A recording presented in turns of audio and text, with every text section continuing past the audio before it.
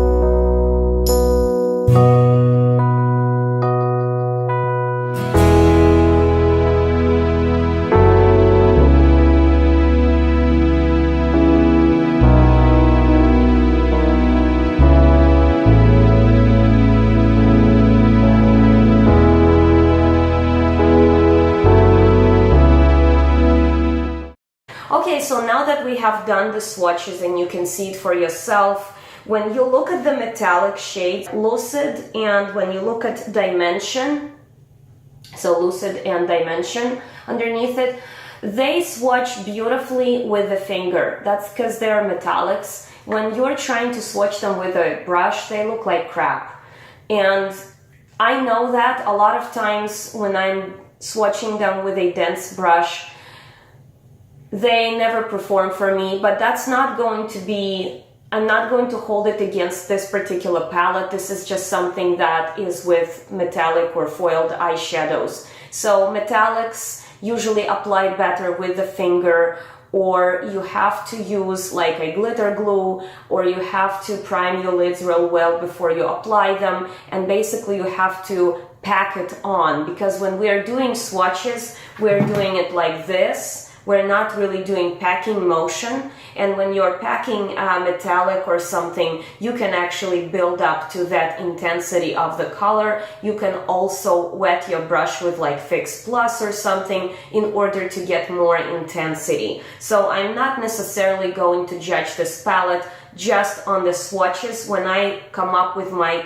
final words and verdict, I usually look at different aspects. I look at the cost, I look at what you're getting really, I look at the brand itself, what the brand represents, I look at how the colors swatch, I look how they wear throughout the day, I look and see if there is any kick up when you pick it up from the palette. I look and see if there is any fallout on your cheeks when you are applying the shadows. So I'm not just basing my decision on swatches alone. So yes, if you are just looking at the swatches, these metallics do not perform under the brush circumstances. So keep that in mind, but do not write this palette out just because of that. This is a beautiful palette, and I absolutely think if you are a makeup eyeshadow collector, go ahead and get your hands on it. $42 is normal price for the ABH palettes. Her other palettes are the same, $42. And like I said, if I still could have gotten my hands on the Mario palette, I would have loved to own that one as well. Let's talk about some of the things that I've heard so far on the internet about people talking about these palettes. So as we all know, Subculture, you either love it or hate it. I happen to love this palette. People complained about huge amounts of pickup and fallout and whatnot, and I do not find that, even though I haven't found anything like confirmed information. In my book, the way these pigments work is that they are very soft because they seem to be like pure pressed pigments, and when you have a pure pigment, well, you know, it's going to have some fallout. So do not dig. If you keep doing this to the eyeshadow, you know, you are evidently going to make a hole in a pan, and any eyeshadow under those circumstances is going to not perform for you. So if you are being careful and if you actually go in nicely and pick up a little bit and work with what you got on a brush, then it will perform for you. So in terms of this is what I heard on the internet, that this came out as a damage control for this. And I just want to bust that myth out there for you. Number one, when a company is producing palettes, like any kind of like a makeup palette like this was in the works like a year ago, a year and a half ago. It takes that long to get through all of this process. We don't think in those terms, like an eyeshadow palette comes out. It's not a 2-week process. It's not a month process. This takes months, years into making. I can tell you for sure that they possibly had this in the workings, both of these things, like a year, 2 years ago. Now, that being said, this is a limited edition holiday palette. So, was it meant to come out in Christmas versus now? I don't know. Maybe because this didn't do so well for most of the people on a like YouTube community and whatnot. People really seem to have struggled with this palette. Maybe that's why they decided to expedite the release of this palette. But that's my pure speculation. I don't know it. It's not something that I know for sure. I didn't check. This is not something that was ever posted anywhere. This is just my speculation. The fact that this was in the workings a year ago, yes, that's for sure, because this is, you know, if you do your research on makeup, if you do your research on how these brands come up with a palette and whatnot, you will find out that brands will take a year to 2 years to design, to test, and do all of the stages that the palette has to go through in order to get released. So these both things were in the workings possibly a year and a half ago. Maybe they released this one a little bit sooner because of this not doing so hot for some of the people out there. I have no idea. Maybe not. Maybe this was just always supposed to come out in, what, September, October. That's up for debate. You know, you can make up your mind however you want it. Personally, I couldn't care less, because I actually like Subculture and I like Prism, so for me it doesn't matter. I'm just glad that now I have more from that collection. Like I said, if Mario's was still available, I would love to buy that one as well, because I'm like that. I'm OCD. You know, and the collection is out there, or there are limited edition items, I want to go get them so that I can have them. So, and what I'm wearing on my eyelids right now. I went into the color Unity. This is the color Unity right there, and this is my basically transition shade. And then I went into the color Eden, and I started building up this crease right here with Eden, and then I intensified my crease with Saturn right here, this beautiful orangey kind of color. I went into the parallel and I did my lower lid right here with parallel, and then I tied it up with the Lancome pencil so that it would be all nice and tight in there. And then I went into Eternal and I applied Eternal onto the middle portion of my lid. Prior to applying, like I said, the metallics and glittery kind of shades, I tend to always go in with a glitter glue. This is by Too Faced. I put that on my lid, and then I went into the color Eternal right here, and I applied Eternal onto the middle portion of my eyelid, and then I had gone into the pyramid on top of that to kind of create more dimension. Then I also had gone into the Lucid, and I tuck Lucid into the corners right here, and I also defined my brow bone with Lucid as well. This is what I'm wearing currently on my eyelids. So, and I have to say that when you work with a glitter glue, all of these metallics, and if you just use a packing motion, if you just put the color onto the belly of the flat brush, like if it's like a flat brush that you can pack the metallics onto, and if you just put that onto the belly of the brush and then you had gone in with your glitter glue and you just kind of tap the color in to build up the intensity, you would really be pleasantly surprised. Like I said, these do not swatch particularly great, but if you are applying all of the correct techniques in terms of applying eyeshadow, you should be pretty happy with this palette. I also think it's a really, really good deal. And here's another thing I heard floating on the internet. Basically, people were saying that these two palettes look really similar in colors, and I think what people are drawn to thinking that it's very similar, because I kind of experienced that a little bit myself when I first look at the palette.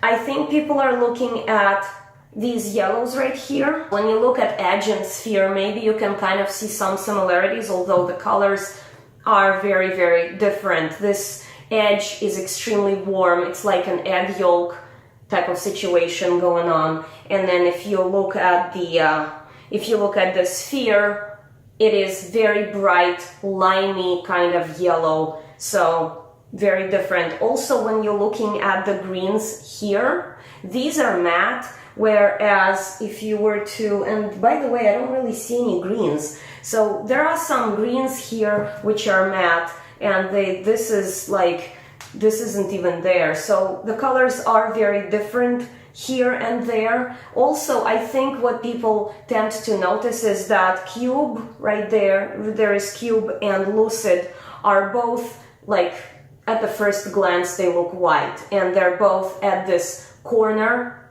at the top right corner, and maybe that's what people tend to notice, and that's what makes them think it's the same kind of color scheme. It's completely different, especially if you swatch them side by side. You will see that these colors are different, even if the color is the same. Remember, it could be a metallic, it could be a shimmer, it could be matte, so that would change, where you are applying that color. So no, they're not the same. Something else I noticed, the names on the palette, some of them are geometric names and the others are kind of Egyptian in nature. Throne, and we have names like Pyramid, and then we have names like Parallel, which is geometric, because yes, Prism is one of the geometric figures out there.